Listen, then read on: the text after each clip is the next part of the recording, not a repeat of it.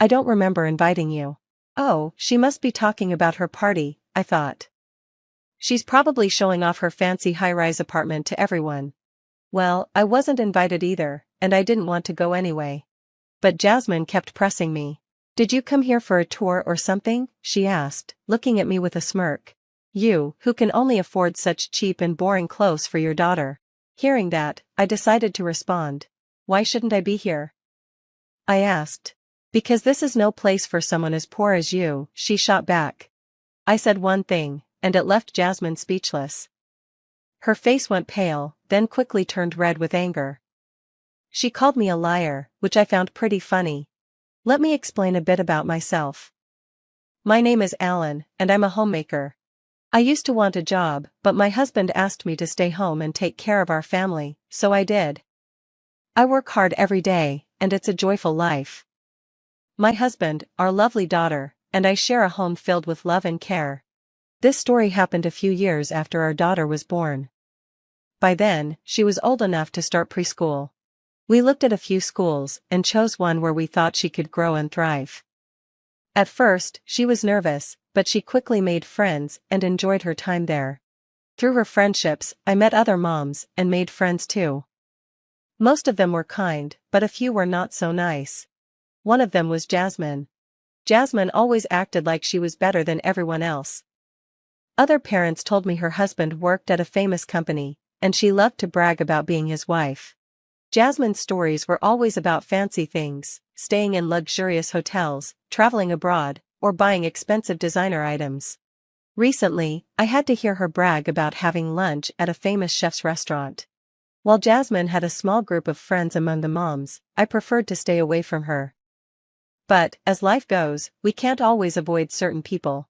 One holiday, I took my daughter to the park and unexpectedly ran into Jasmine. "Oh, hello there," she greeted me. Jasmine was dressed in a tight, elegant dress and delicate, strappy shoes. Everything she wore screamed expensive. Her outfit was eye-catching and flashy, hardly what you'd expect someone to wear to a park with their child. "Hello," I replied, trying my best not to look uncomfortable. Jasmine suddenly stopped smiling and stared at me. Her gaze confused me, and I wondered if I'd done something wrong. Then I realized she was looking at my daughter, who was standing beside me. Jasmine chuckled in a mocking way and turned to me with a smirk. "Hey, where do you buy your daughter's clothes?" she asked. I was caught off guard and wondered why she was asking. But her next comment made it clear. "Those clothes look so cheap. Don't you feel bad for your daughter?" It was true that my daughter was wearing a simple t-shirt and skinny jeans, the kind you could find anywhere. But they were neat and clean, and I'd never thought much about it. I just laughed lightly and ignored her comment. Anything I said would probably lead to an argument, and I wasn't in the mood for that. It was better to avoid unnecessary confrontation. When I gave Jasmine a forced smile, she seemed to think she had struck a nerve. With a smug expression, she said, "If you can't afford better clothes, let me know. I can give you some of my kids' old clothes. They're second-hand, but if you want, I can even give you some of mine." I had no intention of taking her offer, so I replied vaguely, "Sure, I'll keep that in mind if I ever need to." By now, our kids were busy playing on different equipment, and I was eager to end the conversation. "My daughter seems to want to play somewhere else, so I'll have to go," I said. "Well, if you ever need help with clothes, don't hesitate to ask," she said with an exaggerated wave as we parted ways.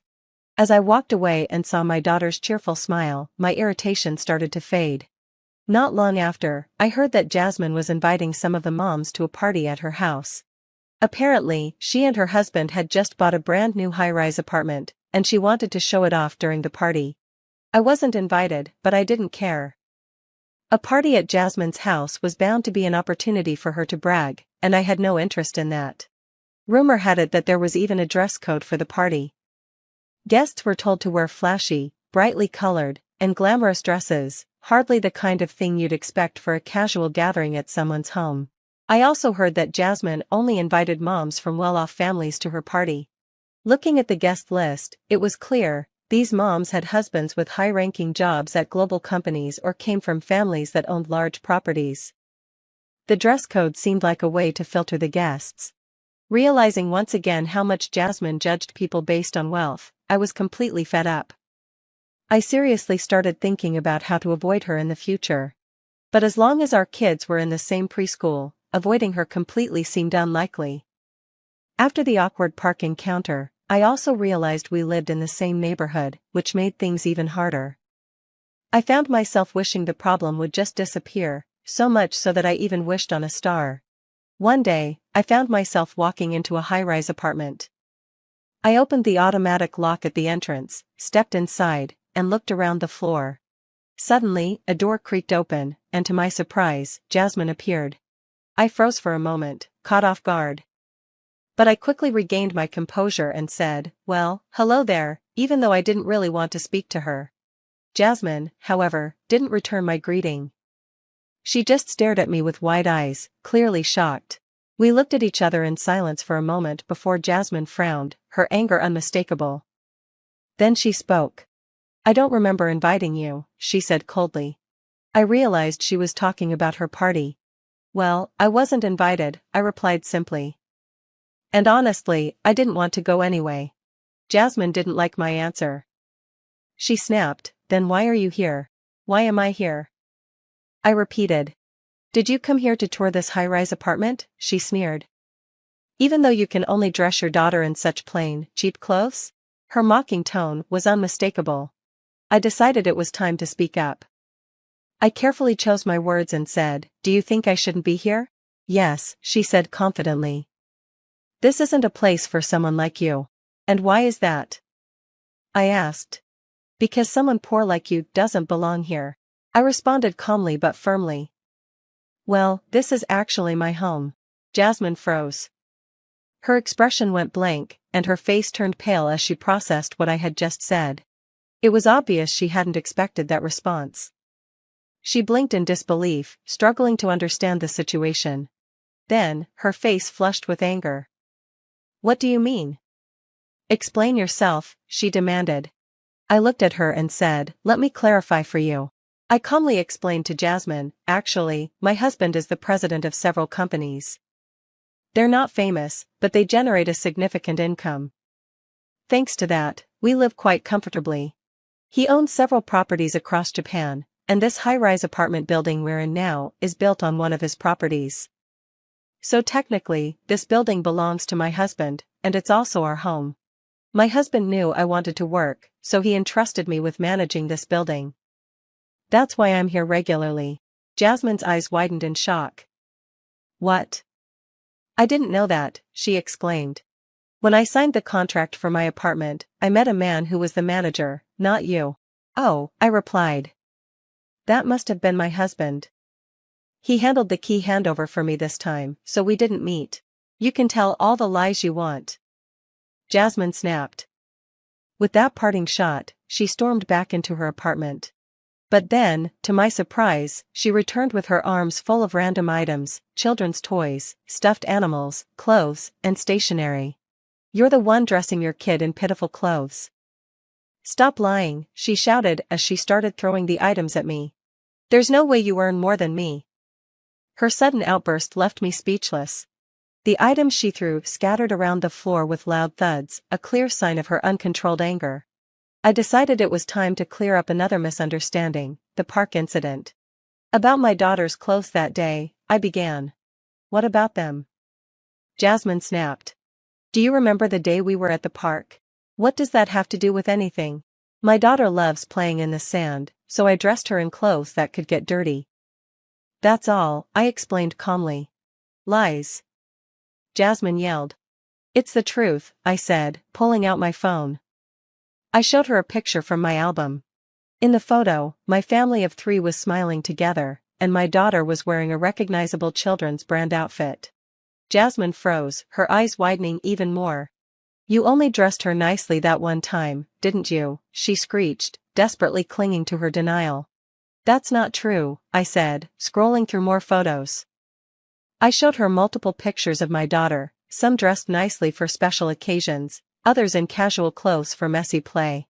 Seeing this, Jasmine clenched her fists and trembled, unable to come up with a response. "What? What are you trying to say?" That being wealthy makes you superior? She yelled, her anger spilling over. Suddenly, she pushed me hard on my shoulders. That was the last straw. Other mothers who had been observing the situation came outside and tried to calm Jasmine down. She lied to me. There's no way she lives in this luxury apartment. Jasmine shouted. She's just pretending to be more popular than me. Despite their attempts to soothe her, Jasmine kept yelling. Eventually, perhaps from sheer exhaustion, Jasmine finally quieted down. She stood there, breathing heavily, looking disheveled, her hair a mess, one slipper missing, and surrounded by the aftermath of her tantrum.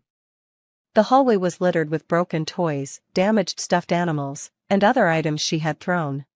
I glanced inside her apartment and noticed our children peeking out, looking worried. "Are you satisfied now?" I asked, giving Jasmine a polite but fake smile. She didn't respond, her face twisting in frustration. "I hope you enjoy your luxury apartment brag party," I added as I walked past her. "And please, clean up the mess you made." From behind me, I heard her shout, "Liar." It was a weak attempt at defiance, and I couldn't help but chuckle. After this incident, Jasmine's reputation among the other moms completely fell apart. Her arrogant behavior had already caused tension, and this outrageous tantrum was the final straw. What made things worse was that Jasmine even tried to make the other moms clean up the mess she had created. They refused and began distancing themselves from her, labeling her as unstable. The close friendships Jasmine thought she had built among the preschool moms dissolved, leaving her isolated in the community. Not long after, rumors began circulating that Jasmine had gotten a divorce. Apparently, Jasmine had been living extravagantly on her husband's money, spending on international trips and designer goods. This had strained their marriage for some time. The tantrum where she threw objects at me, and refused to clean up afterward, was the final blow. It was said that her husband confronted her and decided to end their marriage. Jasmine reportedly begged him, "Please don't leave me," but he responded firmly, "I never thought you'd stoop this low. I can't stay with you anymore. I'm taking custody of our child." And with that, Jasmine was left completely alone. Their marriage had been a secret elopement, so Jasmine had no family or close friends nearby to support her. Jobless and without her husband's financial support, she struggled to get by. News of her fall from grace spread quickly, making it difficult for her to find work. Eventually, Jasmine found a part-time job at a supermarket. She now lives in a rundown, 50-year-old apartment with creaky doors, barely making ends meet. I hope that through all this, Jasmine has learned her lesson, not to judge people by their wealth.